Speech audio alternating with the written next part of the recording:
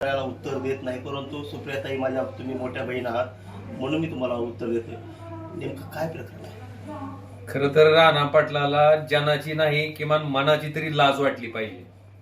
कारण जी लोक ह्या ड्रग्सच्या प्रकरणामध्ये पोलिसांनी आरोपी म्हणून ज्यांना एक एक महिने तुरुंगात ठेवलं, त्याच लोकांच्या पैशावर, ह्याच ड्रग्सच्या पैशावर ही ड्रग्सचा काळा बाजार इथं चालू आहे हे माहीत असताना सुद्धा राणा पाटलानं लोकसभेची निवडणूक त्याच पैशावर त्याचाच वापर करून लोकांची मतं विकत घ्यायचा प्रयत्न केलाय.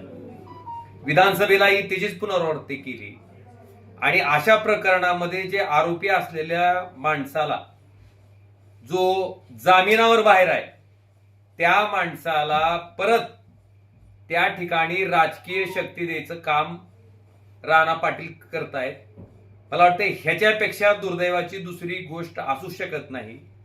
आणि ज्या माणसानं अशा आरोपीला नगराध्यक्ष पदाची उमेदवारी दिली, मला ह्या राजकीय पक्षाकडनं आणि राणा पाटलाकडनं दुसरी काही अपेक्षा नाही.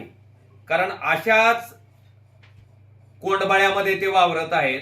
आणि त्याच्यामुळं धाराशिव मधल्या जनतेनं, तुळजापूर मधल्या जनतेनं आता विचार करायची वेळ आलेली आहे की अशा वृत्तीच्या, अशा प्रवृत्तीच्या माणसाला त्या ठिकाणी राजकारणातनं आपण आपल्या स्वतःचं अमूल्य असं जे डॉक्टर बाबासाहेब आंबेडकरांच्या संविधानाने दिलेला मताचा अधिकार आहे ते वापरून मला वाटतंय ह्यांना आता खड्यासारखं बाजूला काढणं हे इथल्या जनतेचं आद्य कर्तव्य आहे.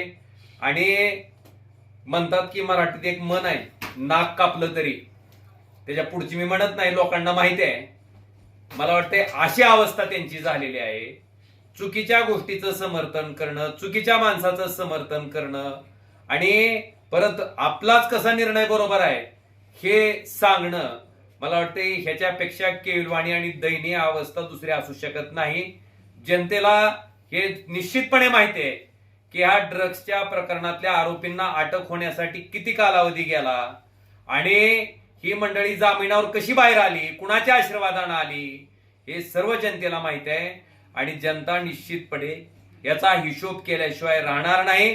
आपल्या माहितीसाठी राष्ट्रीय स्वयंसेवक संघानं या ड्रग्सच्या आरोपीला उमेदवारी देण्याच्या बाबतीत विरोध केला होता. तिथल्या महंतांना उमेदवारी द्या अशा पद्धतीची सूचना त्यांनी केली होती. भारतीय जनता पार्टीची जे मूळ कार्यकर्ते आहेत त्यांनी सुद्धा ही मागणी केली होती.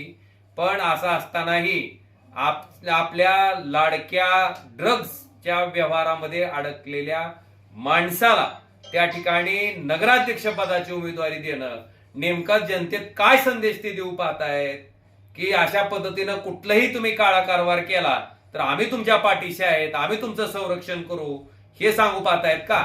आणि त्याच्या पुढे जाऊन मी विचारतो की अशा पद्धतीच्या ड्रग्सचं व्यसन जर आपल्या लेकरानं केलं तर ते त्यांना चालणार आहे का?